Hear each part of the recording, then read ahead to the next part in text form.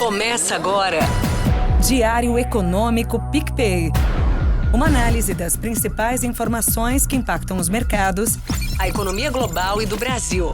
Apresentação Marco Caruso. Olá pessoal, bom dia! Para quem não conhece, existe uma teoria em economia e finanças que é a tal da hipótese dos mercados eficientes.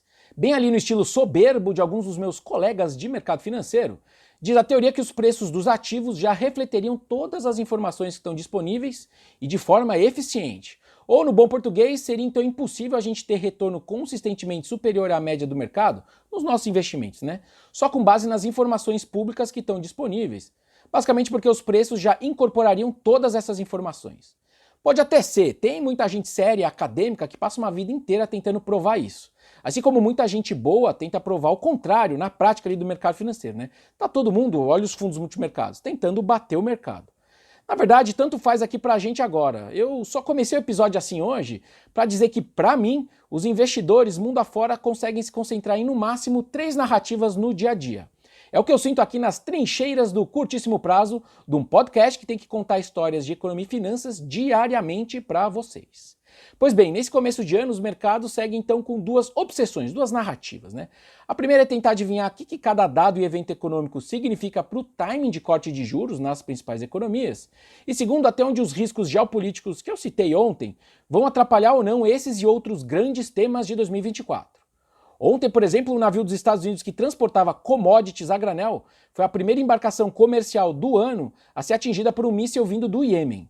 Não teve vítima ou dano significativo à embarcação, assim como o estrago nos mercados foi limitado, até pelo feriado americano que acabou secando a liquidez.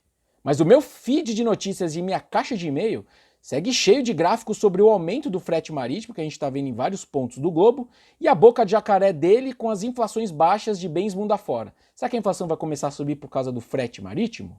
Esse é um dos pontos focais esses dias, mas eu ainda não vi ninguém fazendo esse mesmo paralelo do frete marítimo subindo com algum potencial efeito negativo sobre os PIBs das principais economias também do mundo.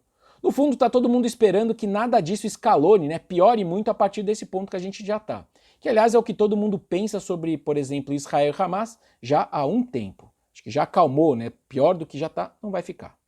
Tanto que um headline que fez sucesso no noticiário agora foi a visão da Goldman Sachs para os cortes de juros nas economias desenvolvidas. A outra obsessão do momento, certo? Dado o cenário de arrefecimento contínuo da inflação, nas palavras deles, o banco se diz otimista de que o Fed começa a cortar em março, o Banco Central Europeu começa a reduzir juros em abril e o inglês em maio. Fez sucesso, mas nada disso é muito diferente do que já está implícito nas curvas de juros nesses países. Eu ainda tenho a sensação de que tudo isso é muito cedo para esses cortes, mas a direção é essa aí mesmo. Mais para lá, mais para cá, meio que tanto faz. Então talvez essa fixação de timing de corte se transforme em algum momento nos próximos meses na fixação sobre o tamanho total dos cortes nesses países. Também tem bastante coisa precificada nisso tudo, mas só o viés dos mercados ser esse já ajuda a manter os preços dos ativos em campo valorizado. Vejam que a Bolsa Americana opera com um valuation historicamente alto, né? Já tem bastante corte de juros precificado e isso ajuda a Bolsa a ficar alta. Para andar mais, ou vem uma queda adicional surpreendente aí nos juros lá nos Estados Unidos, ou os lucros das empresas têm que surpreender positivamente. E aí, essa semana, a temporada de resultados do quarto tri lá nos Estados Unidos começa a ganhar força. Mas são, na verdade, nas próximas 2 semanas que sai mais ou menos 50% das divulgações do SP500. Dizem os especialistas em bolsa que a barra está baixa para mais uma temporada de surpresas positivas, assim como foram nos últimos 2 tris. Enfim, nessa esfera também me colocaria nessa ponta otimista. Falando do dia agora, a atividade global entra em pauta. Aqui a gente vai ter o setor de serviços, que deve ter tido alguma recuperação em novembro, depois daquela sequência de quedas que a gente viu entre agosto e outubro. Foram mais de 2% de queda acumulada nesse período.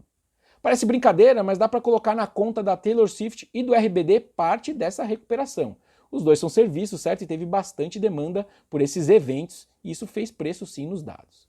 E lá fora tem os dados chineses na madrugada para quarta-feira, que eu comentei no podcast de ontem, enquanto também tem a Alemanha tentando mostrar alguma recuperação nos seus dados.